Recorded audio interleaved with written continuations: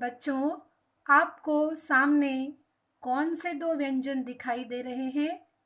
क्या आप इन्हें पढ़कर दिखाएंगे? पढ़ो तो। शाबाश बच्चों, मुझे पता था कि आप इसे आसानी से पढ़ लेंगे, लेकिन कई बच्चे इन्हें पढ़ने में गलतियां करते हैं। जैसे कोई पढ़ेगा ड और कोई इसे पढ़ेगा ढ, लेकिन इसका ये उच्चारण तो बिल्कुल गलत है बच्चों। आओ, मैं तुम्हें समझा कर देती हूँ।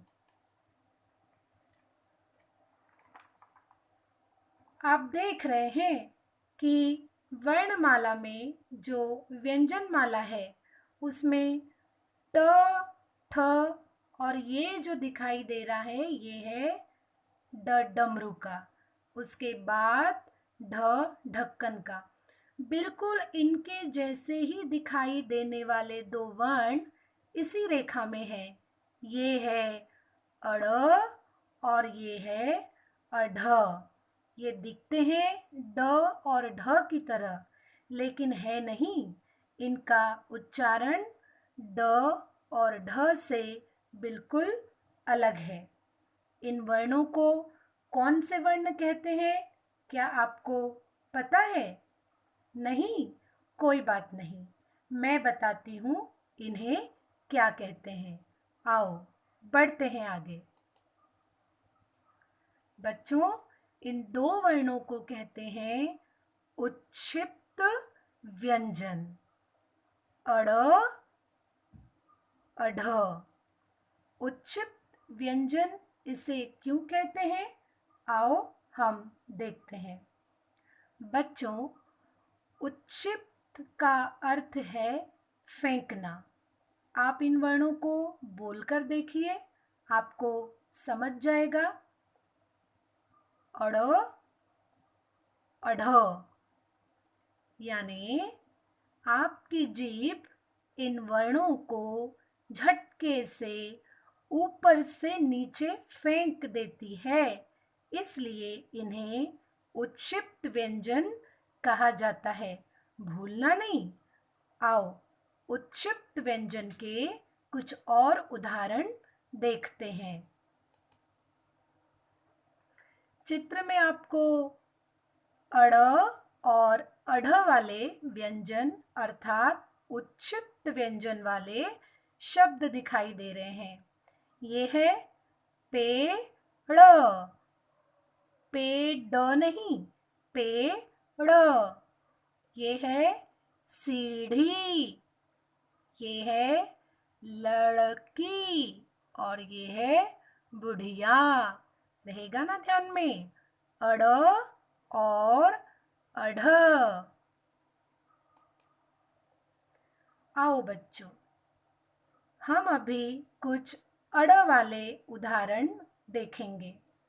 एक बात ध्यान में रखना है कि उत्क्षिप्त व्यंजनों का प्रयोग कभी भी शब्द के पहले नहीं होता, हमेशा अंत में होता है। जैसे कि आप देख रहे हैं, अगर दो अक्षर वाले शब्द है तो अंत में होगा, तीन अक्षर वाले शब्द है तो या तो अंत में होगा या फिर वह बीच में होगा। आओ इनको पढ़ते हैं। पेड़, लड़ी, छोड़, जोड़, लड़, मोड़, जड़, चूड़ी, जूड़ा, निचोड़, गुड़, पेड़ा, पीड़ा, कीड़ा, खिड़की। समझ में आया अड़ वाले शब्द? चलो अब आगे बढ़ते हैं और कुछ अढ़ वाले शब्दों को देखते हैं। उत्क्षिप्त व्यंजन अढ़। चढ़, गढ़, बढ़ाई, बढ़िया, बढ़, दाढ़ी, कढ़ाई, बुढ़िया, बढ़ा, सीढ़ी, अनपढ़, मढ़ैया। समझ में आया बच्चों? अढ़ वाले शब्द, इनका प्रयोग किस प्रकार करेंगे, इनका उच्चारण किस प्रकार करेंगे, आपको भली भांति समझ में आया होगा। मुझे विश्वास है आप इसे समझ गए होंगे। तो आइए हम अपने ज्ञान को जांचें कि हमने जो पढ़ा वो हमें समझा या नहीं। मतलब अब समय है जो भी हमने पढ़ा है उसे दृढ़ करने का, अर्थात गृह कार्य का। बच्चों, 2 प्रश्न मिले हैं आज आपको गृह कार्य में, बड़े ही आसान है। प्रश्न पहला, सही शब्द चुनकर लिखिए। क, खाली जगह में 2 शब्द दिए हैं जो बिल्कुल एक जैसे लगते हैं लेकिन जिनके अर्थ अलग है। उनसे आपको इस वाक्य को पूरा करना है। एक मैं समझा के बता देती हूँ। आगे बड़ो आएगा या बढ़ो आएगा। ये बड़ों का अर्थ है हमसे बड़े और ये बड़ों का अर्थ है आगे बढ़ो। तो यहाँ पर आएगा आगे बढ़ो। इस तरह से बच्चों ये पूरा गृह कार्य आपको करना है, बिल्कुल अपने विवेक के आधार पर सोच समझकर। प्रश्न दूसरा, अड़ और अढ़ वाले 3 शब्द लिखिए। कोशिश करना कि जो आज आपने अड़ और अढ़ वाले शब्द पढ़े हैं वो आप नहीं लिखेंगे, इसके अलावा दूसरे शब्द लिखेंगे। क्यों? हो जाएगा ना गृह कार्य?